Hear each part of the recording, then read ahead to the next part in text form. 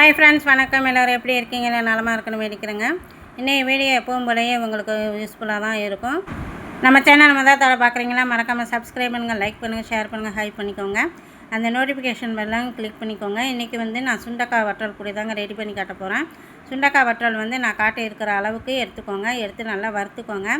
வறுத்து எடுத்த பிறகு இந்த தனியாக எடுத்து வச்சுட்டு அதே பேனில் ஒரு கைப்பிடி அளவுக்கு துவரம்பருப்பு, ஒரு கைப்பிடி அளவுக்கு பாசிப்பருப்பு சேர்த்துக்க போகிறேன்.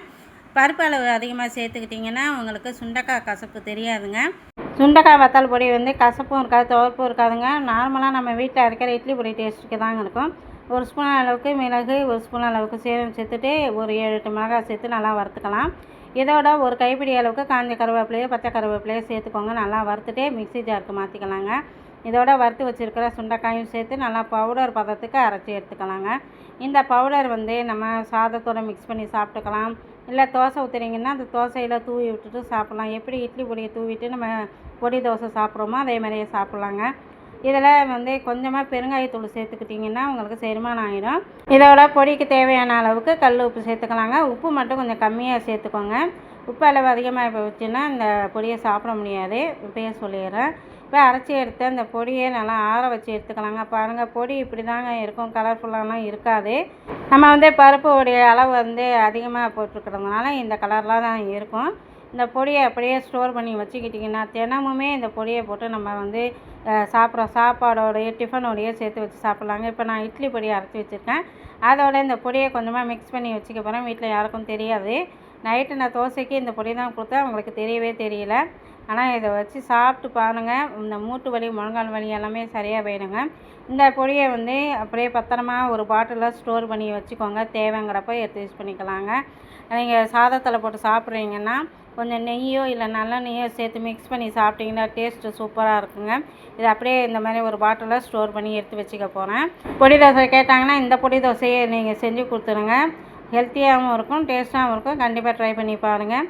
அடுத்தது வீட்லேயே ஹோம்மேடு சபீனா பவுடர் தாங்க ரெடி பண்ணி காட்ட போகிறேன். அந்த காலத்து பித்தளை பாத்திரம் இருந்தாலும் கூட இதை வச்சு தேய்ச்சிங்கன்னா நல்லா பளிச்சுன்னு ஆயிடுங்க. இதுக்கு ஒரு 3 பொருள் தான் தேவை. முதல்ல கோதுமை மாவு, அதோட ஒரு அரை டீஸ்பூன் அளவுக்கு மஞ்சத்தூள், 1 டீஸ்பூன் அளவுக்கு குக்கிங் சோடா சேர்த்துக்கோங்க. 1/2 லெமன் ஜூஸு ஊற்றிக்கலாங்க. ஏதாவது சேர்த்துட்டு கொஞ்சமாக தண்ணி சேர்த்துட்டு மிக்ஸ் பண்ணிக்கலாங்க. நான் காட்டி இருக்கிற பதத்தில் நல்லா மிக்ஸ் பண்ணி எடுத்துக்கோங்க. ரொம்பவும் தண்ணியாக நீங்கள் மிக்ஸ் பண்ணி எடுத்துடாதீங்க. குக்கிங் சோடா மட்டும் கொஞ்சம் கம்மியாகவே சேர்த்துக்குவாங்க. நம்ம கையில் வச்சு தேய்க்கும் போது நம்ம கைக்கு எந்த இன்ஃபெக்ஷனும் ஆகாமல் இருக்கும். அதே மாதிரி இந்த பாருங்கள், இந்த பாத்திரத்தில் இவ்வளோ ஒரு கருமையெல்லாம் இருக்குது. அதே மாதிரி இந்த பாத்திரம் விளக்கியே 1 வருஷம் இருக்கும். இது மேலே இருந்தது எடுத்து நான் அதை விளக்கி காட்டுறேன் பாருங்கள். முதல்ல இந்த மாவை இது மாதிரி கையாலேயே வச்சு தேய்ச்சி விடுங்க.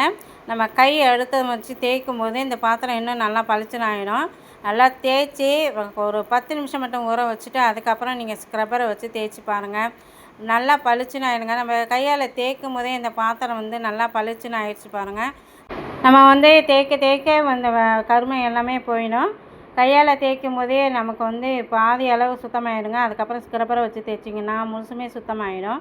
சபீனா பவுடரை விட நான் சொல்லியிருக்கிற பொருட்கள் சேர்த்து இது மாதிரி நீங்கள் பித்தளை பாத்திரம்லாம் விளக்குனீங்கன்னா நல்லா பளிச்சுன்னு ஆகிடுங்க. கண்டிப்பாக ட்ரை பண்ணி பாருங்கள். நான் கழுவி எடுத்துகிட்டு வந்துட்டேன். இவ்வளோ பளிச்சுன்னு இருக்குது பாருங்கள். தேய்க்க தேய்க்க இன்னமும் நல்லா பளிச்சுன்னு ஆகிடும். அடுத்த டிப்ஸ் நாங்கள் அதை பார்க்கலாம். வேர்க்கடலையே நீங்கள் கையால் க்ளீன் பண்ணுறதை விட இது மாதிரி ஒரு துணியை வச்சு க்ளீன் பண்ணும்போது சுத்தமாக அந்த தோலெல்லாம் க்ளீன் ஆகிடுங்க. நான் இந்த வேர்க்கடலையை தோல் சுத்தமாகவே க்ளீன் பண்ண மாட்டேன். கொஞ்சம் தோலோடு இருந்தால் தாங்க டேஸ்ட்டு நல்லாயிருக்கும். நிறைய பேருக்கு தெரியும் இந்த வேர்க்கடலையே அந்த தோலோடு சாப்பிடும்போது நல்லா டேஸ்ட், அந்த உப்போடு சேர்த்து சாப்பிடும்போது நல்லாயிருக்கும். தோலை எடுத்து சாப்பிடும்போது டேஸ்ட் கொஞ்சம் கம்மியாக தாங்க இருக்கும். எவ்வளோ வேர்க்கடலையாக இருந்தாலும் ஒரு துணியில் போட்டு நீங்கள் க்ளீன் பண்ணும்போது எல்லா தோலுமே க்ளீன் ஆகிடுங்க. கண்டிப்பாக இந்த ஐடியாவை ட்ரை பண்ணி பாருங்கள். இன்றைய வீடியோ உங்களுக்கு ரொம்பவே யூஸ்ஃபுல்லாக இருக்கும்னு நினைக்கிறேங்க. வீடியோ பார்த்துட்டு உங்களுடைய கருத்துக்களை அனுப்புங்க. சப்ஸ்கிரைப் பண்ணுங்கள், லைக் பண்ணுங்கள், ஷேர் பண்ணுங்கள், ஹைப் பண்ணுங்க. இன்னொரு வீடியோவில் உங்களை நான் சந்திக்கிறேன். பாய்.